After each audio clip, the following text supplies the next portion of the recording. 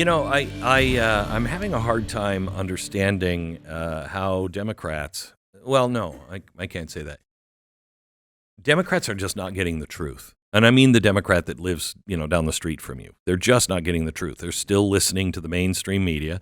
The mainstream media is dismissing as Liz Wheeler pointed out, the $34.5 million gift from the government to Politico. And we're going to have a lot more on that. All of the things that are happening, and they're being, souped up by these corrupt people in Washington. I mean, how is it people are angry that Elon Musk is coming in and finding waste?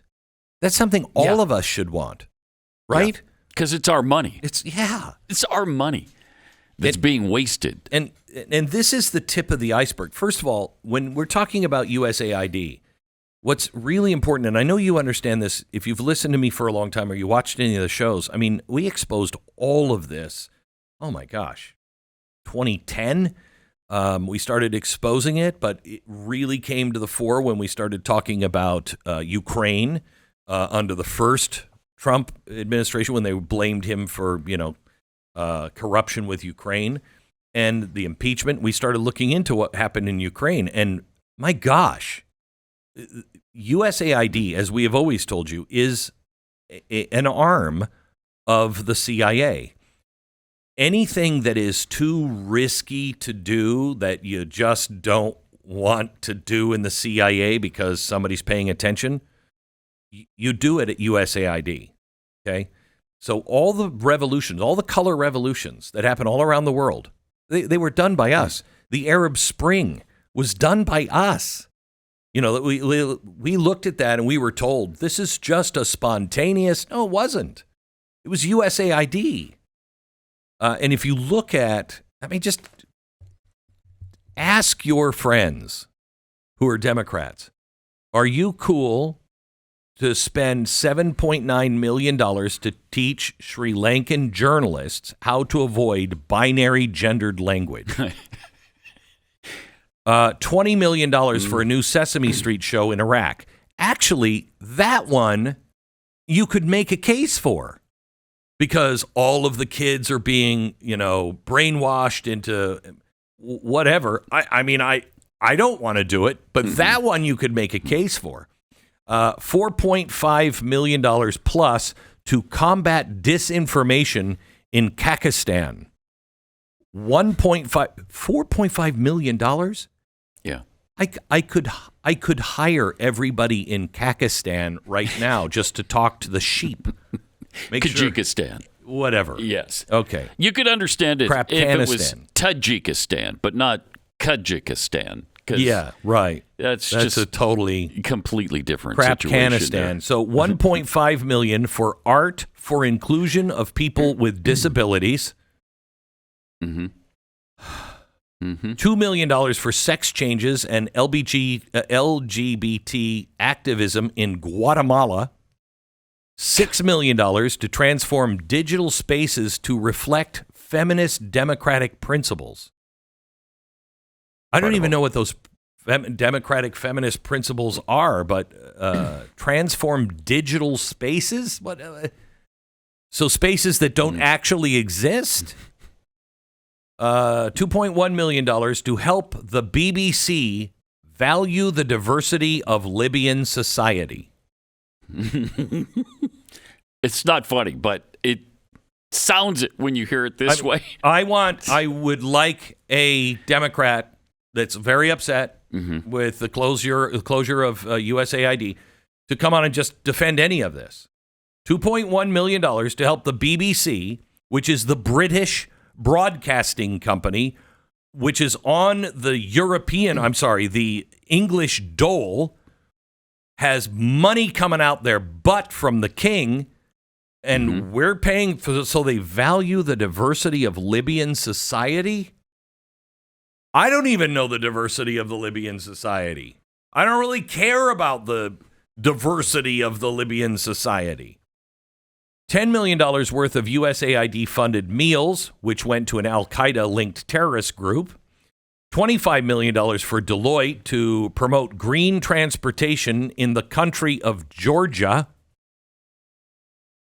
The president of Georgia told me once, he said, we get American values. We're all behind the founders of America. We get it. We understand freedom probably better than you do because we had to fight for our freedom recently. Mm-hmm. He said, please don't send us any more freedom stuff. We got it.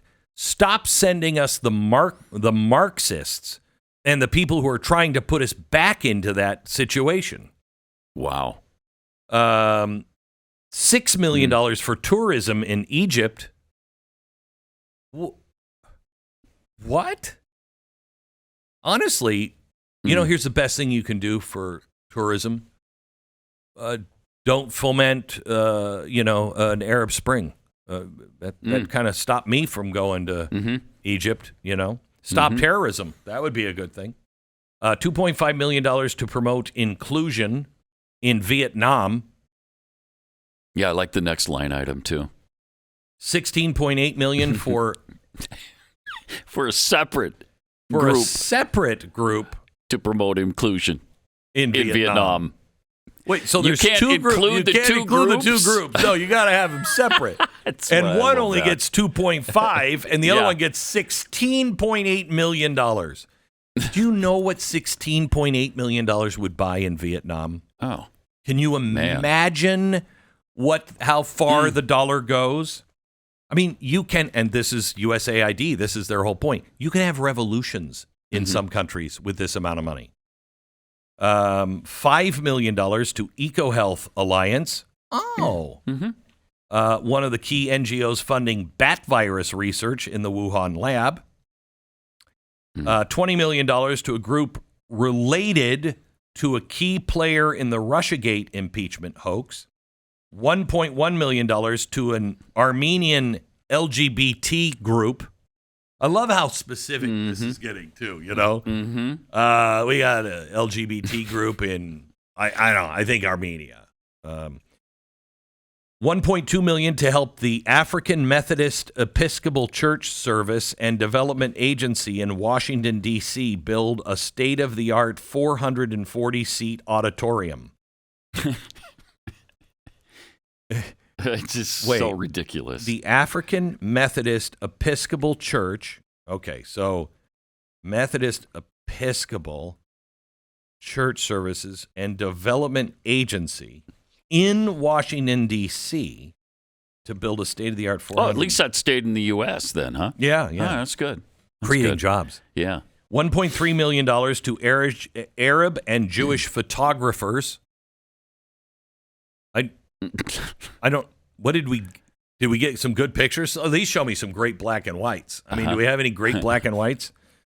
$1.5 million to promote LGBT advocacy in Jamaica. They gotta love that. $1.5 million to rebuild the Cuban media ecosystem. Yeah, that's been crumbling. I've been saying it for how when long? Is somebody going to come in and rebuild that ecosystem? Cuban ecosystem. Yeah, that's gotta happen. Again, I go back to $1.5 million to promote LGBT advocacy in Jamaica. Have you been to Jamaica? Do you know how much $1.5 million would buy in Jamaica? A lot.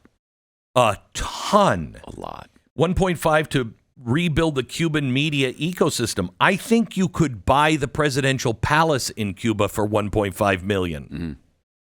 $2 million to promote LGBT equity through entrepreneurship in Latin America. $500,000 to solve sectarian violence in Israel. By the way, they gave that just a few days before October 7th. $2.3 million for artisanal and small-scale gold mining in the Amazon. Jeez. Do we get to keep the gold? Do we get any of the gold, or are we just... My guess is no. No. $3.9 million for LGBT causes in the Western Balkans. When you have something that vague, You know what? You could spend that on anything, on absolutely anything. 5.5 million for LGBT activism in Uganda. 6 million for advancing LGBT issues in priority countries around the world. What countries are? 6.3 for men who have sex with men in South Africa.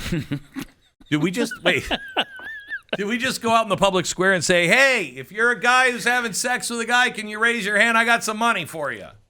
What the hell is that? 6.3 million for men who have sex with men in South Africa. 8.3 million for USAID education, equity, and inclusion.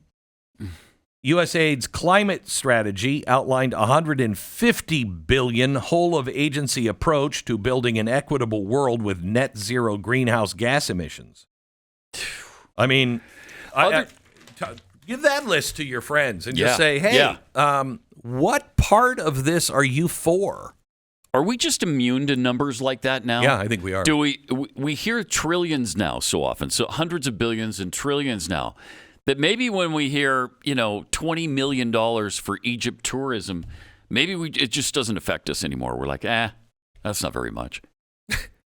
It's more than most people will pay in income tax their entire life. Ever in their life. Wasted. Yeah. Wasted. And your kids are on the hook for a loan to pay for things like that because we're $3 trillion over budget. Yeah.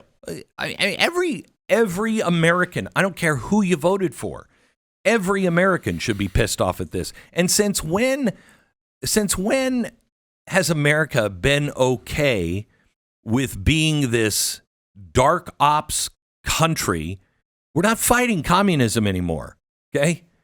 When have we suddenly become comfortable with just overthrowing countries, just overthrowing regimes, just going in and having the CIA, not making the case for it, just going in and having a few people, along with George Soros, just decide that regime shouldn't be here.